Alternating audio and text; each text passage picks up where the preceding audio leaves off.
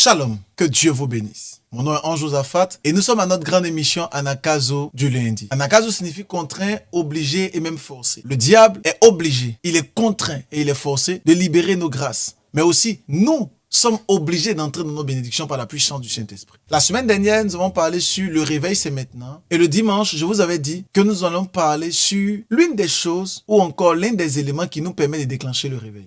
Vous devez savoir qu'on ne peut pas parler de réveil sans parler des hommes. On ne peut pas parler d'un réveil dans une nation sans parler des hommes que Dieu va utiliser pour cette nation. En fait, le réveil dans le monde n'existe pas. Il existe uniquement des hommes qui se lèvent pour la gloire de Dieu. Je répète encore, le réveil dans une nation ou encore dans une église n'existe presque pas. Il existe surtout un homme qui se lève pour une nation ou pour une église. Tout grand réveil qui s'est manifesté dans les nations, dans des ministères, dans des églises, dans des lieux, était au travers d'un homme. Souvenez-vous, dans l'Ancien Testament, dans le livre d'Exode, on parle de ce grand homme de Moïse. Et la Bible dit que Moïse était un homme extraordinaire. Mais l'une des choses que vous ne savez pas, c'est que Dieu avait fait une promesse à Abraham, et que Dieu lui avait dit, ton peuple sera en captivité pendant 400 ans. Et après 400 ans, je le délivrerai. Mais quand vous lisez bien la parole de Dieu, la Bible dit clairement que les Égyptiens ont opprimé le peuple israélite pendant 430 ans. La prophétie était de 400 ans. Mais finalement, ils ont fait 430 ans. Pourquoi? Parce qu'il y avait un homme qui n'était pas encore prêt. Et son nom était Moïse. Vous devez savoir que Moïse a été utilisé par Dieu pour déclencher un réveil dans le peuple israélite et pour les sortir de l'Égypte. Tu ne peux pas obtenir un réveil dans ton domaine, dans ta destinée, dans ta vie,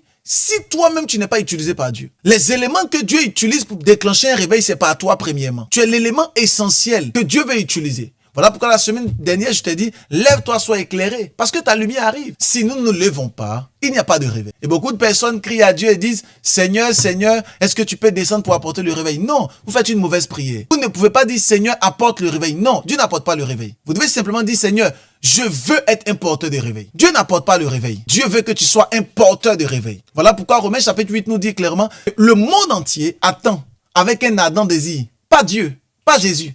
Mais le monde entier attend avec un ardent désir la révélation des fils de Dieu. Pourquoi? Parce que ce sont les fils qui doivent être révélés pour la gloire de Dieu. Le réveil vient par des hommes et non par Dieu. Dieu utilise les hommes pour déclencher son réveil. Je lève la main. Je prie pour toi. Que tu sois un porteur de réveil par la puissance du Saint-Esprit. Demain mardi, on verra des choses extraordinaires sur le réveil. Prépare-toi parce que quelque chose va se passer. N'oublie pas d'envoyer tes témoignages pour la gloire de Dieu. Like, partage et invite quelqu'un. À demain mardi, 6 heures.